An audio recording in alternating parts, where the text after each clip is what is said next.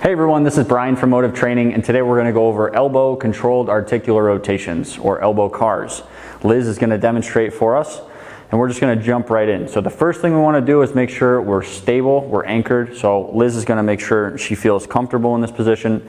She's going to lock out her elbows at her sides, and then she's just going to take a big deep breath in, push some air into her lower abdominal cavity, and just create some stability down below, because we don't want to be moving anything else besides things that move the elbow. So the first thing we're going to do is focus on supination. So what that means is we're going to take the elbow and rotate it all the way out. We're not trying to get more external rotation in the shoulder. We're just trying to rotate this joint right here.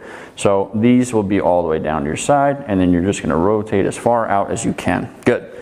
So we're going to lock the elbows. The elbow crease is going to stay forward. This is going to tell us if there's any rotation coming through the shoulder, because we're not trying to rotate the shoulder, we're just trying to rotate things around the elbow.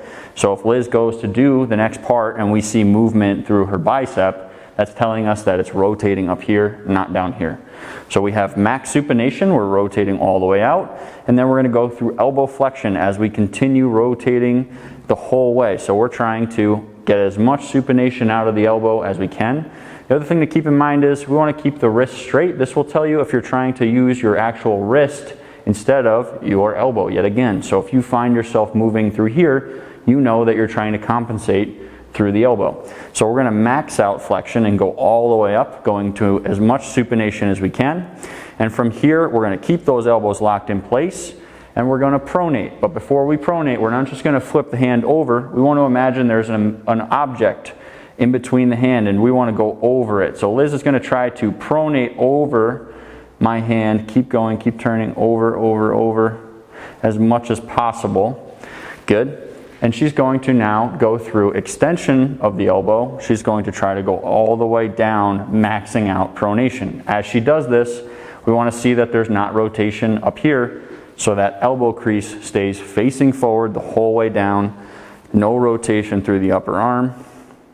And good. From here, we're going to reverse. So we stay in pronation, we max it out, and then we're going to go back into elbow flexion all the way up, high as you can, fighting for as much pronation the whole time. And then we're going to reverse out. So you're going to try and go over my hand, swooping around like that. Good. All the way back into supination, and then back down through elbow extension, all the way down to the bottom. Perfect. And again, we're trying not to see any elevation through the shoulders. We're not trying to see any rotation through the shoulder here. We're just trying to work all the tissues around the elbow joint. So we're looking at forearm, a little bit of the upper arm as we go through this exercise.